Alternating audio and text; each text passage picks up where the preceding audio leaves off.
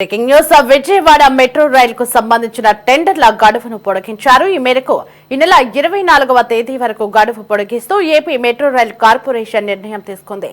ఈ మేరకు ఒక ప్రకటన విడుదల చేశారు. మెట్రో టెండర్ల కోసం పలు ఇన్ఫ్రా కంపెనీలు ఆసక్తిగా ఉండగా కాంట్రాక్టర్ సంస్థల అభ్యర్థన మేరకు ఏపీ మెట్రో రైల్ కార్పొరేషన్ గడువును పెంచింది.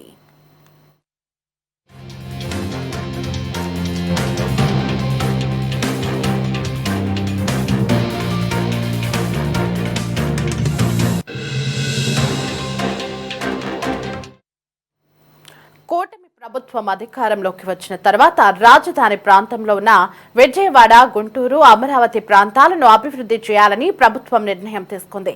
అధికారంలోకి వచ్చిన తర్వాత ఆ దిశగానే చర్యలు తీసుకుంటుంది. ఇప్పటికే అమరావతిలో నిర్మాణాలు శరవేగంగా జరుగుతుండగా మెట్రో రైలు ప్రాజెక్టును కూడా గాడిలో పెట్టేందుకు చర్యలు చేపట్టింది.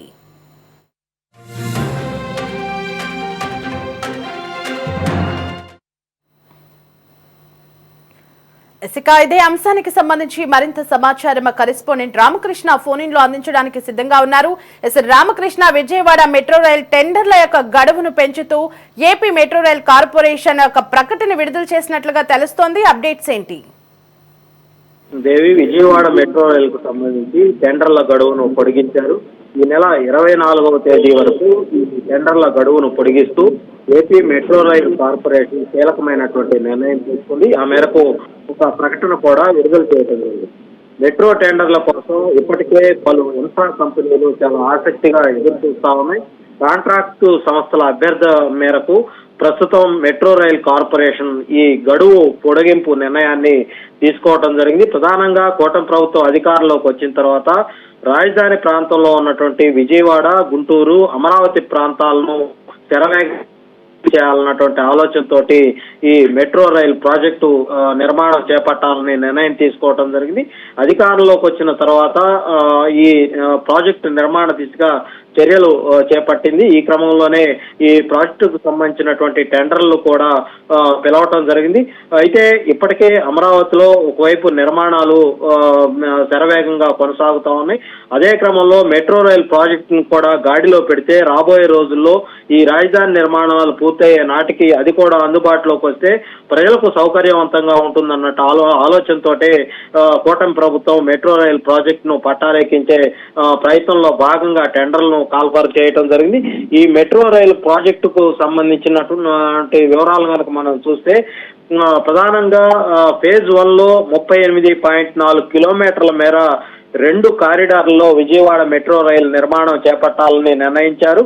కారిడార్ 1లో నెహ్రూ బస్టాండ్ నుంచి గన్నవరం బస్టాండ్ వరకు, అలాగే కారిడార్ 2లో బస్ స్టేషన్ నుంచి పెనమలూరు వరకు మెట్రో నిర్మాణం జరగబోతా ఉంది. కారిడార్ 1లో 4.7 కిలోమీటర్ల మేర డబుల్ డెక్కర్ ఫ్లైఓవర్ నిర్మాణం చేపట్టబోతా ఉన్నారు. 32 చోట్ల మెట్రో స్టేషన్లు, అలాగే ఒక చోట అండర్ గ్రౌండ్ మెట్రో స్టేషన్ కూడా రాబోతా ఉంది. ఇక మరోవైపు మనం చూసుకున్నట్లయితే విశాఖపట్నానికి సంబంధించి ఇప్పటికే అక్కడ కూడా మెట్రో రైలుకు సంబంధించినటువంటి టెండర్లు కూడా రాష్ట్ర ప్రభుత్వం మెట్రో రైల్ కార్పొరేషన్ పిలవటం జరిగింది. ఒకవైపు విశాఖపట్నానికి సంబంధించినటువంటి టెండర్లు పిలిచారు, మరోవైపు విజయవాడ కూడా అదే తరహాలో ఇక్కడ కూడా మెట్రో రైల్ ప్రాజెక్టును త్వరితగతిన టెండర్లు పిలిచి ఆ టెండర్లను సంబంధించినటువంటి ప్రక్రియ పూర్తి చేసి దాన్ని కూడా గాడిలో పెట్టాలన్నటువంటి ఆలోచనతోటి కూటమి ప్రభుత్వం అడుగులు వేస్తా ఉంది. అయితే దీనికి సంబంధించి ఈ రైల్వే ప్రాజెక్టుకు సంబంధించినటువంటి చాలా కంపెనీలు ఇంకా ఈ గడువు తీరిపోవడంతో వాళ్ళు తాము కూడా ఈ టెండర్లో పార్టిసిపేట్ చేస్తామని ప్రభుత్వాన్ని రిక్వెస్ట్ చేసినటువంటి నేపథ్యంలో మెట్రో రైల్ కార్పొరేషన్ ఈ టెండర్ల గడువును పొడిగిస్తూ నిర్ణయం తీసుకోవడం జరిగింది. ఈ నెల 24 వరకు కూడా ఈ గడువు పొడిగిస్తూ ఏపీ మెట్రో రైల్ కార్పొరేషన్ నిర్ణయం అయితే తీసుకోవడం జరిగింది. దేవి.